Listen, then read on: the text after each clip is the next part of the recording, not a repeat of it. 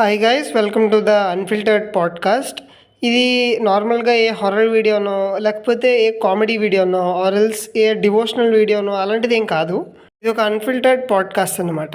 అంటే ఈ వీడియోలో ఎటువంటి ఎడిట్స్, కట్స్, మీమ్స్ ఇవేమీ లేకుండా, jump cuts and L cuts కూడా లేకుండా ప్యూర్గా ఏమనిపించిందో మైక్లో ఏది రికార్డ్ అవుతుందో అదే డైరెక్ట్గా ఆడియన్స్కి తీసుకెళ్ళడమే ఈ అన్ఫిల్టర్డ్ పాడ్కాస్ట్.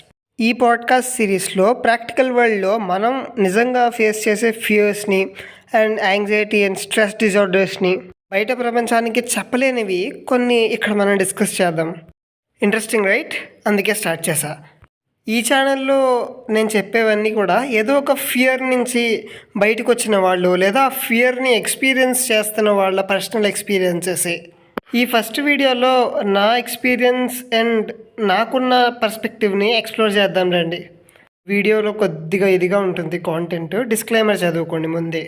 మళ్ళీ ఇంకా కమెంట్స్లోకి వచ్చి గోల చేయకండి. So let's dive into the video. Hi everyone, this is Naveen and welcome to the unfiltered season number 1. నా ఫియర్ని మీరు పూర్తిగా ఎక్స్పీరియన్స్ చేయాలంటే నా పర్స్పెక్టివ్లో ముందు ఈ వరల్డ్ని చూడాలి మీరు. ఒక సెంట్రలీ ఫండెడ్ ఇన్స్టిట్యూట్లో గ్రాడ్యుయేషన్ చేస్తున్నా. మా ఇన్స్టిట్యూట్ సెంట్రల్ గవర్నమెంట్తో ఫండెడ్ అవ్వడంతో ఇక్కడ సీట్ కోసం చాలా కాంపిటీషన్ ఉంటుంది.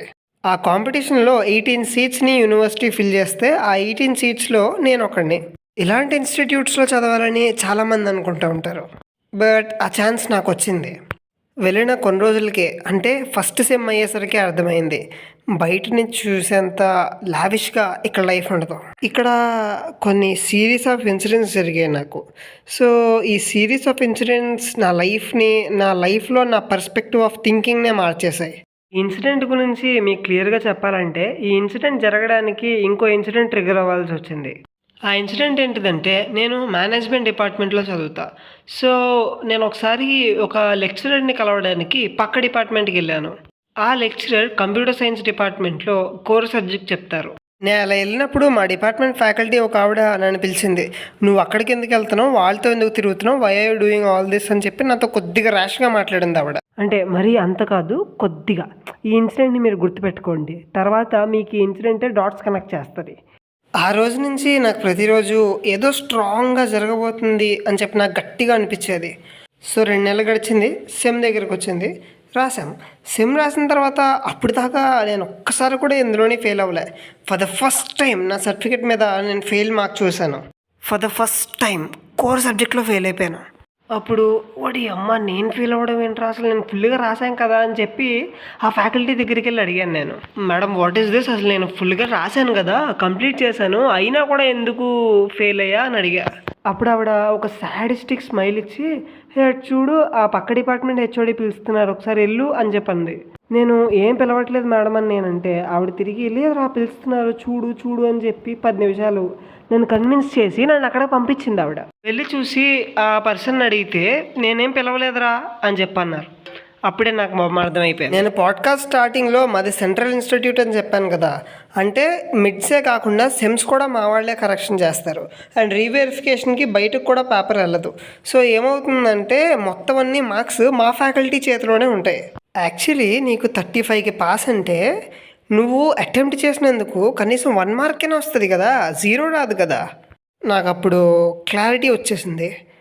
అప్పుడు స్టార్ట్ అయింది బ్రో ఒక్కొక్క ఇన్సిడెంట్, ఫట్ మనం ఒకదాని తర్వాత ఒకటి. అప్పటి నుంచి మొదలు బ్రో, ప్రతిసారి నేనే టార్గెట్ అయ్యేవాడిని ప్రతిదానికి ఆవిడలో. నా లైఫ్లో టఫెస్ట్ టైం స్టార్ట్ అయింది అని నాకు అర్థమైంది. ఇలా జరిగిన కొన్ని ప్యారలల్ ఇన్సిడెంట్స్కి నా మెంటల్ హెల్త్ డ్రాప్ అవ్వడం స్టార్ట్ అయింది.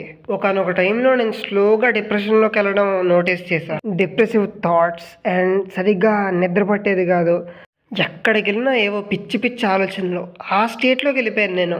అప్పుడు ఈ సిచ్యువేషన్కి తోడు నా మీద చాలా పాలిటిక్స్ జరిగాయి ఆ టైంలో. నేను ఆ డేస్లో ఎక్స్పీరియన్స్ చేసిన హ్యూమిలేషన్ని ఇప్పటికీ మర్చిపోలేకపోతున్నా. ప్రస్తుతానికైతే అవేమీ లేవు. అప్పుడు జరిగిన ఇన్సిడెంట్ యొక్క స్కార్స్ ఇప్పటికీ ఉండిపోయాయి నా మైండ్లో. వాటి నుంచి బయటికి రావడానికే ఇలా కంటిన్యూస్గా వ్లాగ్స్ కానీ, వీడియోస్ కానీ, రీల్స్ కానీ చేసేది. And thank you. డైరెక్ట్గా ఇంటరాక్ట్ అవ్వకపోయినా నాతో వ్యూస్ త్రూ ఇంటరాక్ట్ అవుతున్న నా ఫాలోవర్స్, థ్యాంక్ యూ. ఏదో పెద్ద 1 మిలియన్ ఫాలోవర్స్ ఉన్నట్టు చెప్తావు, ఊరుకోవై, ఏదో యూట్యూబర్స్ అంతా చెప్తారు కాబట్టి నేను చెప్పాను. సో అసలు ఆ స్టేట్‌లో ఏం జరిగింది అని తెలుసుకోవడానికి దీనికో పార్ట్ 2 చేయమంటారా? వీడియోలో కాన్సెప్ట్ ఎలా ఉంది? నచ్చితే కమెంట్ చేయండి. పార్ట్ 2 కూడా రేపు చేసేద్దాం వెంటనే. ఓడియమ్మ! ఇదేదో స్క్రిప్టెడ్ ఏమో అనుకుంటారు. లేదు, ఇది నా లైఫ్‌లో నిజంగా జరిగిన స్టోరీ. నెక్స్ట్ వీడియోలో నేను ఎవిడెన్స్ కూడా పెడతా కావాలంటే. ఈ వీడియో గనక నచ్చితే like, share, subscribe, bell icon, ఇన్‌స్టాలో కూడా ఫాలో. బై.